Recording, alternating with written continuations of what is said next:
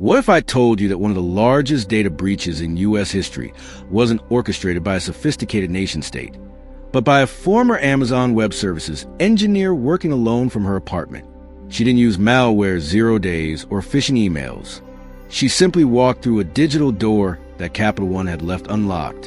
And when the dust settled, over 100 million Americans had their personal data exposed, all because of one misconfigured firewall rule and a hacker who wanted to prove a point. This is a true story of Paige Thompson, the disgruntled insider who hacked Capital One in 2019. But beneath the headlines lies a deeper question. Was she a criminal, a whistleblower, or a warning sign of a much bigger problem in the cloud? Disclaimer: the video you're about to watch is based on real cybercrime events, forensic investigations, and verified public records. It is intended for educational and awareness purposes only. Viewer discretion is advised, especially for those concerned with data security or identity theft. The goal is not to glorify hacking, but to expose the vulnerabilities we all live within an increasingly digital world. Agent exposed signing in. Paige Thompson didn't look like your typical hacker. She wasn't a teenager in a basement or some faceless black hat lurking on the dark web. She was a 33-year-old former AWS engineer living in Seattle, using the alias Erratic on GitHub and Slack. By day, she worked odd tech gigs. By night, she tinkered with open source tools and posted unfiltered rants about her life, struggles, and mental health. She had the credentials. She had the skills. But she also had something else, a simmering frustration with the tech industry, and with Capital One in particular, a company that was aggressively moving its infrastructure to AWS and bragging about its cloud-first innovation. To someone like Paige, their confidence looked like arrogance, and she believed she could expose it. In early 2019, while scanning IP ranges using tools like Masscan and Map, Paige stumbled upon a Capital One web application running on an AWS EC2 instance. Nothing special, until she realized the application was responding to unusual HTTP requests. Specifically, it was vulnerable to server-side request forgery, or SSRF. If you've never heard of SSRF, here's the danger. It allows an attacker to make requests from a server to internal services not meant to be publicly accessible. That includes cloud metadata endpoints. Think of SSRF like a blindfolded security guard. You can't go in yourself, but you can trick the guard into going for you, grabbing secrets, tokens, and internal files. Paige exploited this flaw to access AWS instance metadata, revealing temporary credentials tied to an IAM role with elevated permissions. And here's where the breach went from theoretical to catastrophic. Capital One had mistakenly granted that IAM role access to internal S3 buckets, repositories containing over 140,000 social security numbers, 80,000 bank account numbers, and credit application data for over 100 million Americans and Canadians. Paige used custom scripts to quietly download the data over the span of several weeks. Then, rather than sell it or extort the company, she posted it publicly on GitHub, alongside snippets of the data and instructions on how she pulled it off. She wasn't trying to profit. She was trying to prove a point. And that's when everything unraveled. On July 17, 2019, a GitHub user stumbled on the repo and saw something strange. References to CapitalOne.com and what looked like sensitive data. That user submitted a tip to Capital One's responsible disclosure page. Capital One's internal security team jumped on the alert. Within hours, they traced the GitHub commits to the user, Erratic, cross-referenced it to Slack messages Paige had posted, and found the data was real. In less than 48 hours, the FBI was brought in. Agent Joel Martini led the investigation. He secured a warrant to access GitHub logs, which showed the IP address used to post the files. That IP traced back to a Verizon account in Seattle.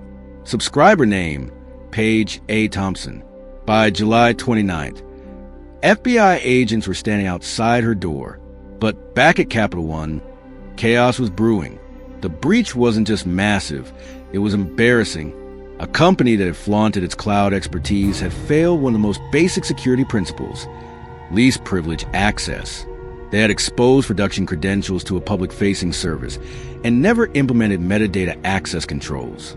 Inside the company, Security engineers scrambled to patch IAM roles, lock down S3 buckets, and comb through logs for signs of lateral movement. Board members demanded answers.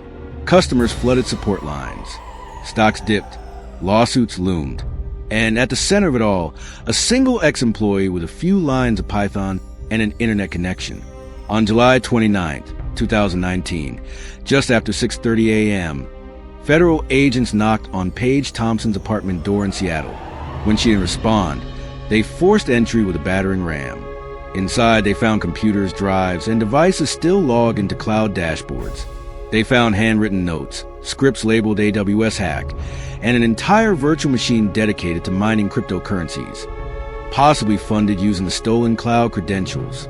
Paige was arrested without incident and taken into custody. Under interrogation, she admitted to accessing Capital One's data, but denied malicious intent. "I didn't sell anything," she told Agent Martini. "I was trying to warn them. I wanted them to fix it." But the Justice Department wasn't buying it.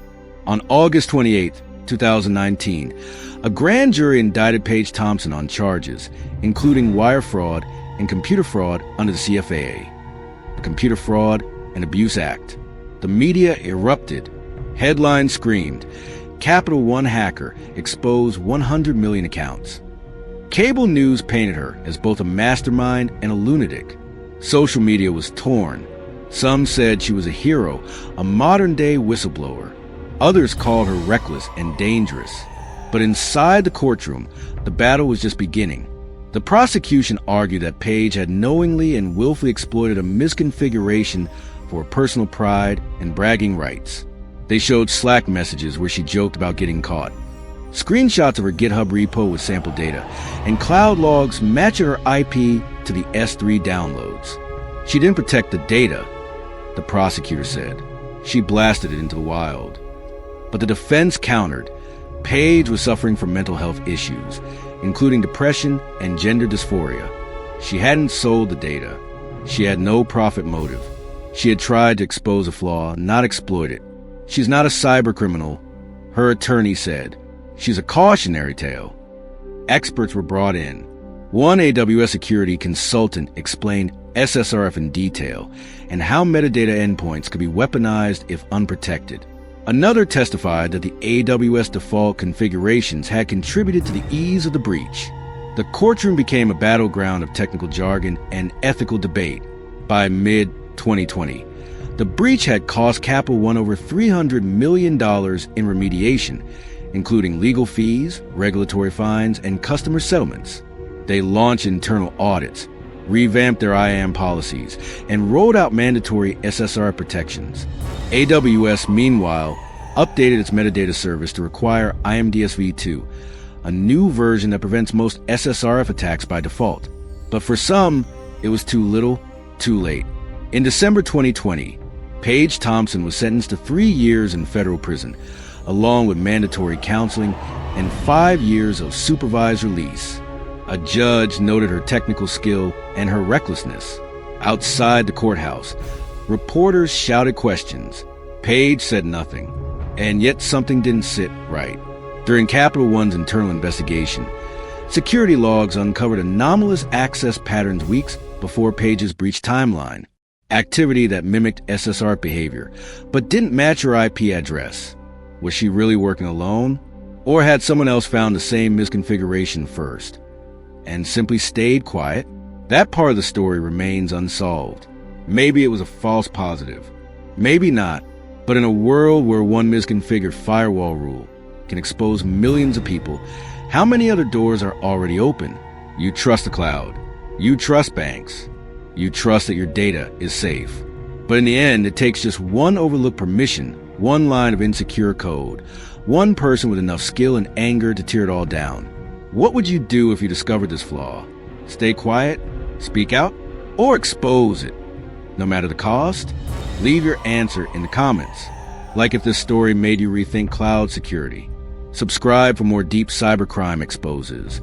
Because next week, we're following a trail of an even bigger breach that nobody's talking about yet. This is Cybercrime Exposed Files, and we're just getting started.